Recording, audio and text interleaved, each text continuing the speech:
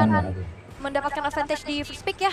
Secara bandnya masih lumayan sama. Harriet juga yang menjadi most pick di band aja. Fovius juga masih menjadi most band. Dan Suyo langsung diamankan. Dan kembali Suyo dengan winner yang cukup tinggi nih. Iya, Pasti masih disuruh. sebagai most pick hero selama 3 hari di SPS Mobile Sebenarnya Masters 25 sih. sama Harriet sih, dia sama-sama 29. Cuma Iya. win rate-nya Suyo lebih tinggi. Betul, dan ya kali ini menjadi pilihan yang sangat-sangat mahal ya, terutama untuk orang Turki yang ada di blue side. Dan ingat, blue side itu punya winner yang lebih tinggi dibandingkan dengan red side. Dan ini yang membuat mereka apakah akan mendapatkan keuntungan dengan adanya first pick Arasuyo nih. Rarky win rate-nya sangat paling tinggi. Ya dia Itu fakta ya. fight mana aja dia kan, fight juga tetap. Waduh, Ariana Grande. Makanya, Matilda lepas bersama Granger. Wow. Kalau kita ingat-ingat lagi ya, kalau kita ingat-ingat lagi flashback dikit ke MPL ID ya, waktu si Sujin ini mendapatkan level 15 tercepat, Iya. itu pakai alpha kan. Alpha Matilda ya. Nah, ini Matildanya udah ada nih. Tinggal alpha aja. Sekalian review gak sih ini skin legend?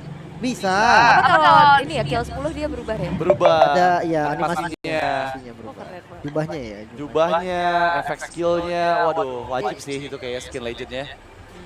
Kalau alpha. Kalau apa? Kan gak melulu, Benar, gak benar. melulu ya. Tapi untuk orang Turki, match up di gold lane-nya yang biasanya kita ngeliat kan gak jauh ya ke Moskow, Iritel. Kalau mau safety ya mau soft, kalau mau agresif balik ya Iritel. Jadi terlihat langsung Iritel bersama dengan Cecilian Cinta dan Malam, tapi ternyata sebenarnya ya RRQ ini juga hobi banget ngegocek-gocek. Kemarin kita ngeliat ada Kalea yang tiba-tiba lempar EXP. Betul.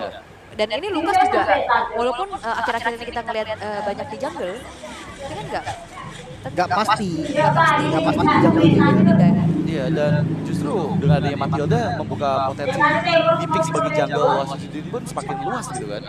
Dan kita bakal lihat untuk Cici yang dihilangkan, antisipasi lagi ke arah Lunar di sana untuk benar-benar ngasih tekanan juga agar apapun pilihan XP nanti untuk arah Kyoshi agar lebih aman lah ya dari Cici ini. Bisa. Match-up-nya jadi nggak patah. Tapi gue setuju sih dengan Hilda yang udah mulai masuk nih di band, rangkaian band ya. Karena tim Indonesia rata-ratanya itu Hilda banget. Dan gameplay Hilda yang masuk loh. Wah, Ya. sama tim fight yang sering di setup lah sama region kita. Ya apalagi Aran. Aaron juga agresif banget. Tapi ya Faramis ternyata menutup ke arah mid lane-nya. Dan Valentina sebagai antisipasi salah satu counter bagi, bukan counter ya kayak ya bisa buat pick Lukas ini malah Iya. jadi senjata penentuan ya Lim. Pick yang lumayan enak lah ketika match up sama Lukas juga. Tapi hati-hati dengan Glue nih, Glue juga masih open kan. Nah, Badan di bagian experience tuh gak banyak sebenarnya. Glue salah satu opsi. yap. Oke. Masih ada efek sana atau Aurorins. Aurorins. Loi karena udah nggak ada juga ya, kita nggak bisa ngeliat diversion dari Rinsnya dulu nih, sabar. Dan pick keempat harusnya mid lane dulu sambil juga ngebiarin Lukasnya tetap fleksibel gak sih? Harusnya. Mid lane Prince. Wah, long range dia match ke Farsa. Farsa. Atau jangan lupa dia sempat pakai Kadita juga kemarin. Iya. Apakah itu cek ombak doang atau ke sinyal nanti akan dimainkan lagi? Tapi Yif, Iya, buat dia. Iya. Range ya. Wow, berarti mereka bakal kuat banget untuk scenario team fight-nya. Dengan membawa Eve Matilda, ini prolong team fight pun pasti bakal aman banget. Dan lagi-lagi kunci dari arah Kyoshi adalah Lukas yang sejauh ini masih cukup fleksibel nih. Glue-nya sengaja dilepaskan kah meskipun Faramis sudah nggak ada ketika di ban oleh Aurora Turki. Karena memang Glue gak ini banget sih, maksudnya ketika berhadapan dengan sama hero-hero kayak Faramis sama Vexana, menurutku gak terlalu yang gimana-gimana juga, masih bisa diakalin lah itu. Tapi orang tuh dia butuh badan yang kuat banget nih. Kayak ya Glue cocok memang sih. Blue, kalau Hylos kayaknya Kalian harus tapi mendingan tapi dipegangan ya sih. gak ada opsi lagi soalnya. Gatot kaca. Iya, Gatot Kaca. Oke, Khalid dulu yang masih ya Gatot kaca. Hylos agak sulit ya untuk di Larinya, KP sama Eve nantinya. Dan mereka membaca pick Matilda dengan sangat baik ya. Khalid yang muncul setidaknya early game agressions dari arah Kyoshi bakal sedikit tertahan dari head to head antara Khalid dan juga Matilda yang akan mempersulit nanti pergerakan dari Nidok. Dan apakah Lukas akan menjadi XP lane atau jungle untuk Sujin? Ternyata badang dulu ya. harusnya ini sudah terkonfirmasi akan ada Lucas Jungle yang akan ada di tangan dari Sejujin, dan apalagi ya Lucas ini akan semakin enak lagi dan auto bersama dengan Matilda. Nggak takut masuk ya, dia nggak takut ngebuang skillnya untuk ngebuka duluan. Kemarin Lucas Jungle juga sempat dipakai Mavian berarti ada referensi juga yang Kyle TZ juga. Kyle TZ juga. Jadi Lucas Jungle ini menurutku udah jadi rahasia umum karena memang dari skill cooldownnya cepet banget ketika di jungle dan ada damage yang benar-benar susah untuk tahan, plus immune itu yang dicari. Alright, dan kita akan melihat seperti apa nantinya untuk performance yang akan diberikan oleh Aurora Turkish ya pada saat ini. Karena apakah mereka akan bisa melakukan perlawanan, ataukah akan bisa justru mencuri poin, ataukah Ararkyoshi akan tetap menjadi pemegang game rate tertinggi juga sejauh ini di babak grup, dan kita akan lihat sama-sama pastinya eksekusi mereka di Lena Johnson, Radit, Overscore, dan juga Lin Kocho. Take it away. Terima kasih banyak Aul, dan kita akan segera melangsungkan match pertama antara Aurora Turki versus Ararkyoshi, di mana match kali ini menjadi match do or die dari Aurora Turki. Satu kesalahan atau satu kekalahan akan membuat mereka akan eliminasi. So, kita akan melihat mampukah mereka mengalahkan sang raja dari segala raja. Killing spree Sujin, ya ini yang gue tunggu-tunggu si Lucas killing spree. Karena ketika menggunakan fighter sayang aja gitu kan, dia nggak pakai killing spree untuk killing killnya. Dan jujur, Ararki harus bisa nih seenggaknya pegang tempo kendali di awal, jangan sampai juga inspire untuk Matilda. Cooldown yang lebih cepat untuk talent pertamanya. Sementara kalau Little masih standar, masih klasik dari Emblem juga. Oke, tapi kali ini Rins yang terkena first blood. Rotasi cepat dari Apex 47 yang memang membuahkan hasil maksimal. Apakah ini sudah mulai tanda bahaya juga untuk RRQ, karena lagi-lagi setup mereka bakal sedikit diganggu untuk di turtle? Kayaknya bakal lumayan bahaya, tapi nggak sampai yang signifikan banget karena levelnya juga masih bisa untuk catch up lagi. Tinggal ditahan sedikit atau di delay dulu kan untuk beberapa waktu sampai range-nya akhirnya ngejar. Tapi mungkin untuk range nggak boleh terlalu ini kali ya, jangan terlalu sering trading damage juga. Karena tadi saya bilang di mid ya kan, berarti dia kena pop damage yang lumayan banyak loh sampai bisa di finishing sama Apex. Iya, dan nggak sempat juga ya trigger flicker untuk bisa escape dari jangkauan Apex 47. Sejauh ini Toy yang menerima tekanan cukup banyak karena Apex 47 pun selalu memantau di mana pergerakan dari pemain-pemain Ararkyoshi. Di sisi lain Lunar yang sekarang harus berhati-hati. Menghilangnya Idok dari jangkauan Aurora Turki membuat mereka bermain dalam zona aman. Ini nggak bisa terlalu agresif juga karena memang support kan bawahnya dan nomornya. Sujin ada di pos Oke, belum terexpose, tapi kali ini TNC yang dituju dan langsung Alice the Beast. Sujin berhasil membuat TNC tereksekusi dan poin kill pertama untuk Ararki di tangan Dairen. Lumayan banget ya untuk awalannya bagus, sementara total juga terbuka. Gak free tapi karena masih di kontes. Yap, reward Revelations, Rins menangkap dua member di sana. Sanguin Claw yang dikeluarkan belum mampu membuat pertahanan dari Ararkyoshi hancur di area turtle, dan Sujin lagi-lagi retributions yang lebih on point. Kali ini membuat keuntungan untuk Ararki. Jika Invade Jungle masih dilakukan juga, tapi Ararki sadar dia nggak boleh lama-lama ada di sana. Itu play, sama low. Ya, ini kita lihat benar-benar gimana Aurora Turki juga bisa memaksimalkan early game yang harusnya Ararkyoshi bisa mainkan di game pertama ini. Mereka mengantisipasi dengan sangat baik, dan Dead Sonata yang baru saja meng-cancel Segi Boom agar dia recall-nya sedikit terlambat. Lumayan ya. Seenggaknya minion depannya hilang sih. Jadi kalau memang mau ditahan ya atau mau dicepetin juga minion depannya jadi nggak keambil. Karena pattern jungle-nya masih lumayan bagus. Gue ngeliat TMZ masih dapetin timingnya. Karena dari segi level juga ya so-so lah bisa dibilang. Permasalahan adalah rotasi ke arah mana nih yang dituju oleh Aurora Turki. Karena masih sampai saat ini gue cuma ngeliat Apex ngebayang-bayangin Idok aja. Iya, tapi Apex ini harus sudah mulai mirroring lagi sih. Karena pergerakan dari Idok yang tadi masih bagian bawah, tapi mapnya masih belum kebuka semuanya. Keberadaan dari Sujin yang nggak ke-expose membuat keuntungan untuk di team fight sebelumnya, dan kali ini menjadi PR banget untuk Apex 47 agar member-member lain dari Aurora Turki lebih aman untuk bisa mendapatkan farm pattern mereka. Oke, sementara udah selesai nih dari jungle, semuanya udah habis. Berarti PR mereka tinggal ya rotasi, pilih landing yang memang akan jadi tujuan terbaik mereka. Mungkin tempat turtle sih, tempat spawn turtle nanti bisa dibilang yang terbaik, tapi udah trapping. Yang ini nggak kalah bagus juga nih. Ini mempersiapkan dua member dari RRQ untuk menjebak TNC ya. Tapi sejauh ini seperti Marco dan TNC masih cukup aware dengan menghilangkan Sujin juga Idok membuka Visions ke arah orange buff. Dan apakah akan dikontes orange buff di bagian bawah? Karena ini timingnya tepat dengan turtle kedua yang respawn. Ya, mereka harus pilih sih, nggak bisa ngambil semuanya dan tertelah yang dipilih seperti oleh RRQ.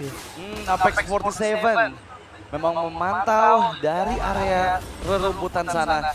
Dan memang RRQ masih belum terlalu menuju ke arah turtle-nya. Dan kali ini sepertinya timing untuk Aurora juga sudah mulai tepat nih ya. Karena keberadaan dari TNC di area purple buff, kemungkinan akan ada kontes yang terjadi di sini. Persiapkan setup di bagian belakang, Retribution sudah dikeluarkan. Setujen yang kembali mendapat turtle dan terjebak. Dan menunggu position TNC, still survive, tapi kejar Tyrant dan itu dia. Momen untuk melarikan diri yang sangat tepat baik kapanpun datang dari Lunar. Yang membuat gak ada korban jiwa dari Aurora. Wow, nyaris banget tadi tumbang. Tapi berarti nggak ada korban sama sekali nih. Karena masih berlanjut juga. Flicker akhirnya. Vex mau nggak mau ya defensive Flicker. Oke, memang Aurora berhasil mengantisipasi korban jiwa dari Turtle Team Fight yang kedua tadi. Tapi Arakoshi, mereka belum stop untuk menekan laning atas dari Aurora. Kali ini dengan hadirnya 4 player, masih bisa dibendung memang dengan minion yang sudah langsung di-clear. Tapi lihat bagian bawahnya, gimana Setsujin berhasil memainkan macro play-nya, membuat dorongan juga ke arah turret bottom lane. Pasti ya, kalau udah mulai terima sinyal dari Experience yang akan join. Jungle-nya akan isi lane ya. Ya biasanya rata-rata siapapun jungle ya sih. Mau assassin, mau fighter, dia akan dikasih dulu. Ya snowball-nya lebih cepat juga. Tapi melihat rotasi, lihat dari Vigi Boom.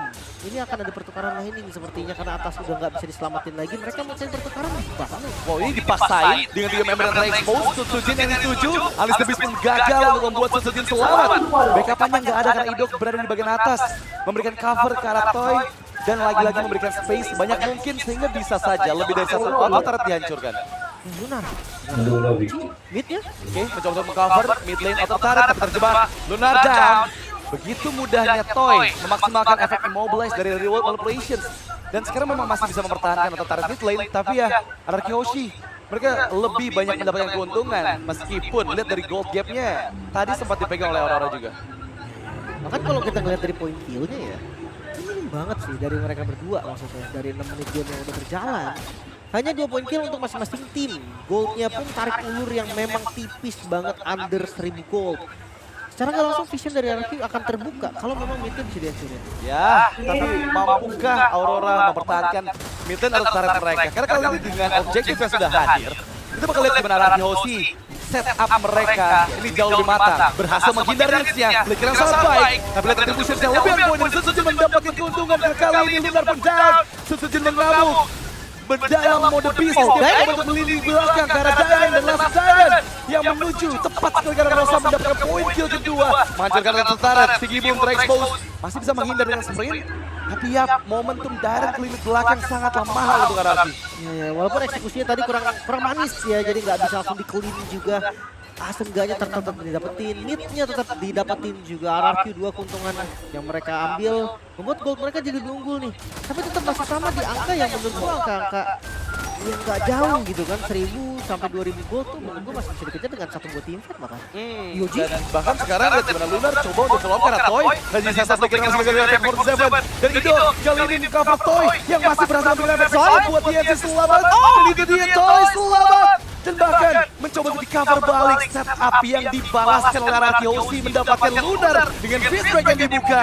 Dan lagi-lagi memberikan momen untuk Arakoshi. Setsujin coming in, Alice the Beast, TNC yang dituju, dikejar dan flash combo yang mendapatkan target kedua. Bahkan Rosa pun hilang. 3 member channel dari arah Turki membuat RRQ berlipat ganda keuntungan mereka. Counter setup yang begitu manis, backup dari Ido, guiding win. Plus flicker bahkan tadi ke bagian belakang yang membuat posisi dari Toy sangat aman dan last of the assist di first item yang membuat Ido bisa menyelamatkan posisi Toy tadi yang udah sangat-sangat terancam, hampir terbilang dead end bahkan. Ya, itu timing yang tepat dari Second Eagle juga ya, karena nangkep TNC yang bisa saja ngasih last hit dengan Eagle Trailer-nya atau dengan Blade Surge-nya. Dan RRQ, wow, counter setup yang begitu manis, lagi-lagi dipercepat dengan dia movement dari Idok sih. Jadi mereka lebih siap juga untuk setup ketika Aurora mencoba untuk mengisolasi beberapa member dari RRQ. Nyaris banget tadi sebenarnya. Tapi memang foto ini item yang menurut gua sangat-sangat berbahaya ya untuk sekarang ya. Karena bermainnya sama kalkulasi damage. Kalau seandainya salah sedikit aja, itu bakal baik. Tertinggal sendirian dan Apex pun down. Insta pick off dari Toy yang kali ini membuat stuck dari Sky Piercer ada di angka 40. Dan ini akan mempermudah juga Toy mendapatkan eksekusi demi eksekusinya. Udah nggak bisa sih untuk nahan damage. Di awal ya dia bisa nge-mirror terus, dia nge-spinning terus. Kan sekarang udah nggak bisa. So Lord, ini kan free untuk RRQ. Oke, Free Lord yang akan dimaksimalkan ke lini atas mungkin. Dorongan memang terlihat dari segi Pum yang sejauh ini cukup aman ya. Seorang diri Rosa Flicker berhasil men-trigger 2 ultimate yang begitu penting untuk RRQ di teamfight selanjutnya. Meskipun ada beberapa waktu sebelum Lord yang pertama hadir. Second Eagle tadi ya. Iya doang. Dulunya kan lumayan ya, nggak ada bagus banget. Tapi kalau bayarannya flicker menurutku oke. Nggak ada flickernya dari Rosa, ini bisa banget ditarget nanti sama Dire mungkin atau Suzuki ke belakang. Karena lumayan pede kan, ada Guiding Wind yang bisa nge-backup nantinya. Jadi jangan sampai nggak dimaksimalin juga. So untuk Lord yang pertama memang nggak tebel Lordnya, cuma tetap jadi ancaman bagi orang. Iya, mereka mengancam dari banyak sisi sih. Karena lagi-lagi dengan Lord yang bergerak di bagian bawah sekarang, Suzuki memberikan space untuk teman-teman RRQ Hoshi bisa mendorong laning lainnya. Dia show seorang diri, dia percaya diri banget. Cover yang cepat dari Idok akan mempermudah juga Suzuki untuk escape. Tapi jangan lupakan Lord yang di slow boost ini akan memberikan lebih dari 1 super wave minion yang bisa dimanfaatkan oleh RRQ. Itu dia. Nggak bisa maju juga sebenarnya orang Turki. Mereka masih punya pasif dari Shield. Best turretnya masih aman untuk mid lane, tapi seenggaknya udah ke-trigger. Bawahnya ini loh. Ini yang akan ngeproduksi super minion terus. Ini bakal jadi ancaman. Mungkin lama untuk orang-orang. Oke, super wave minion ketiga sudah mulai muncul. Tertrigger pasif di bagian bottom lane dan membuat keuntungan dan Fist Break dan juga Flicker yang dikeluarkan membuat 3 member terjebak dalam berposisi tabrak dari Sligo. Dan semakin masuk, satu member hilang Apex for the 7 down, Rosa hilang double. Untuk Toy, Suzuki still survive, kali ini triple kill looking for Marian. Dan satu momentum